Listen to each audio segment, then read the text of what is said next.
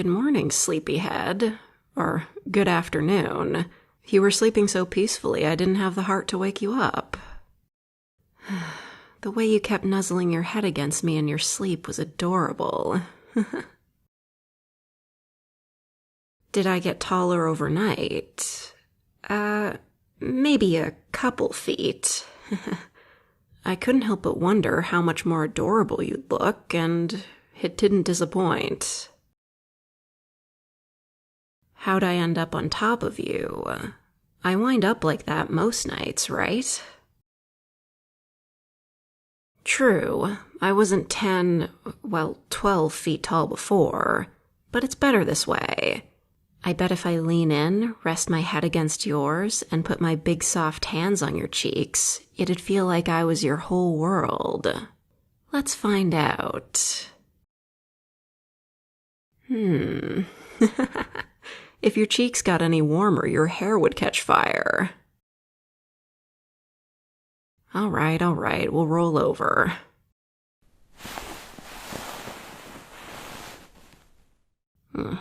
There.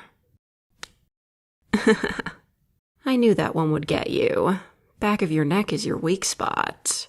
Works every time. Maybe getting bigger was a bad idea. It's even harder to keep me from stroking the hair on your cute little head.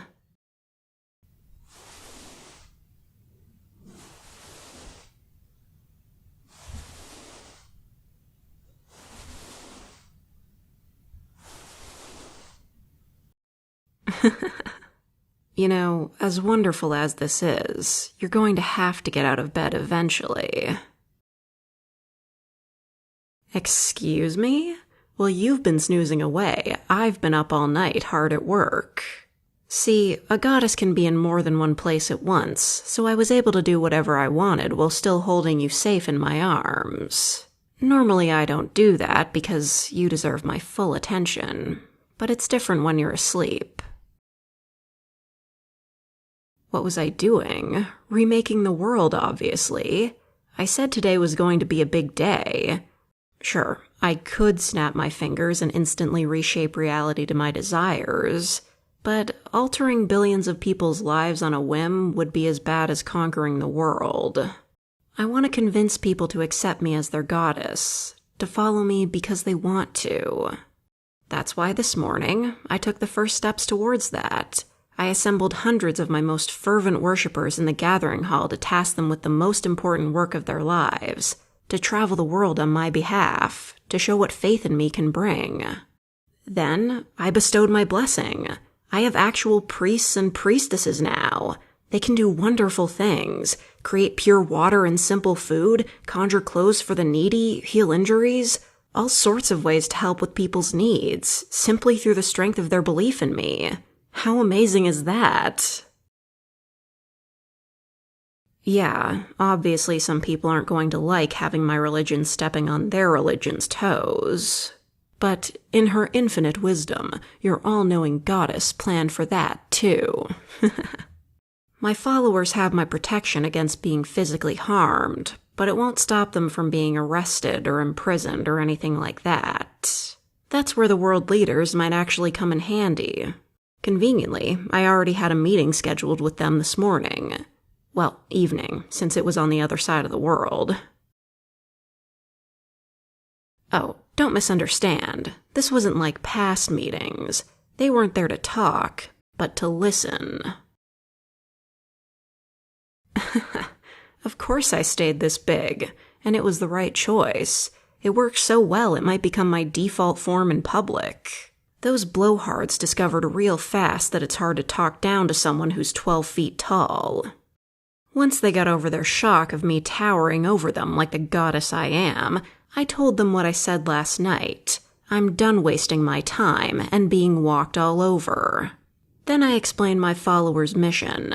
I made it crystal clear to every person in that room that if they tried to impede my worshippers in any way, there would be consequences. Very serious consequences. And the best part? I left before they could pointlessly argue with me. You can't imagine how cathartic it was to assert myself that way. It's what I should have done from the beginning with a bunch of mortals trying to push me around.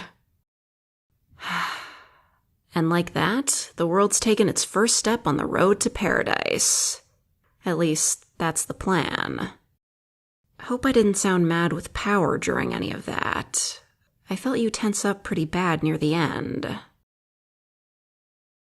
Good, you're not scared.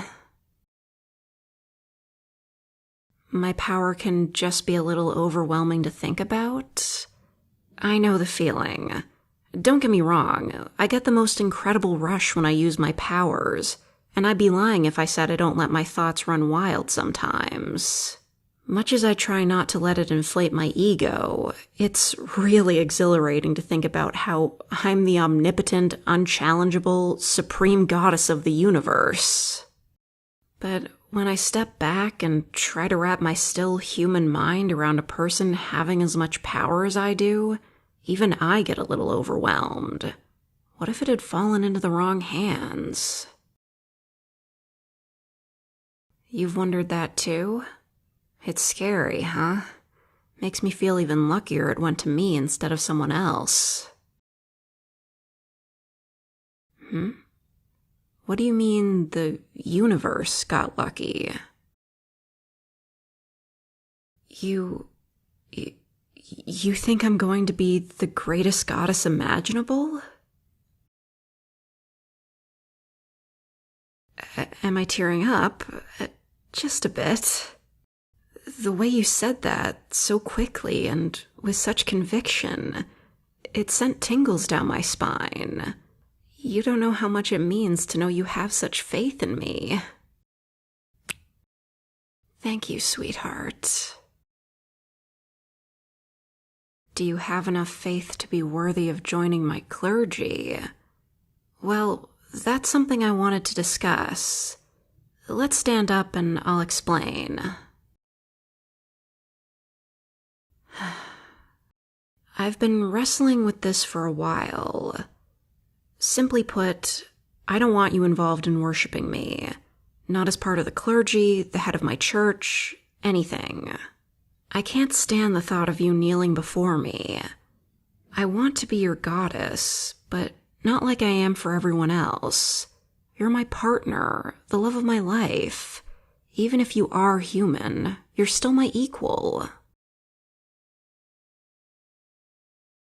Having said that, I do think you're worthy of being more than human. Something befitting the way I see you. So, just this once, would you kneel before me? Thank you.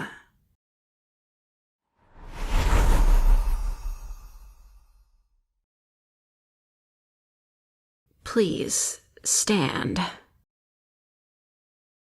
You knelt before me as a human, and rise as a god.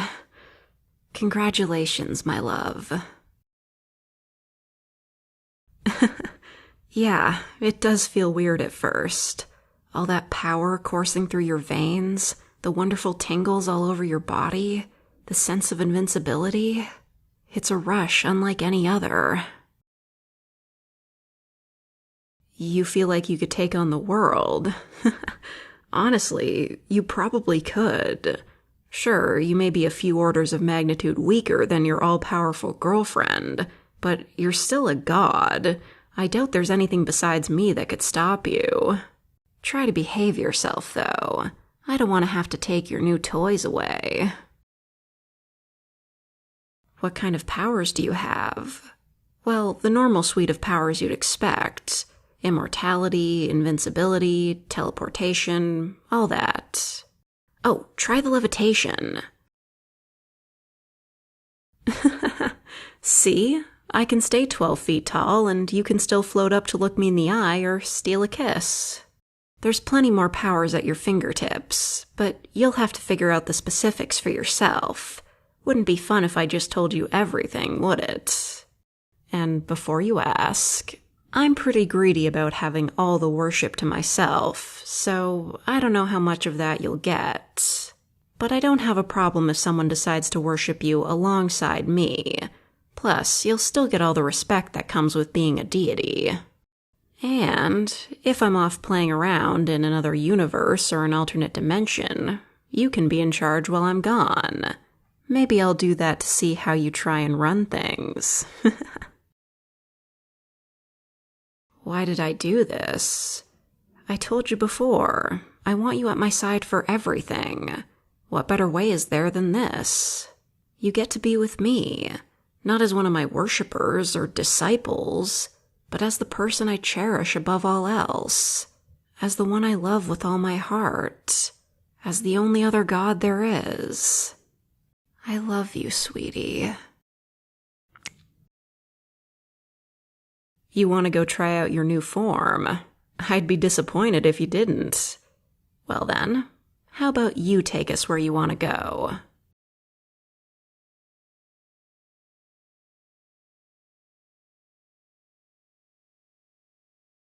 Sparkling, shimmering sounds, you probably know what I mean. I can try to elaborate if not. It's fine. Literally any sound effect will do for this. I could put in a frog croaking sound and just be like, yeah, that's the sound that happens when a goddess makes you into a god. She was just a really big fan of the Shy Little Frog song. Don't at me.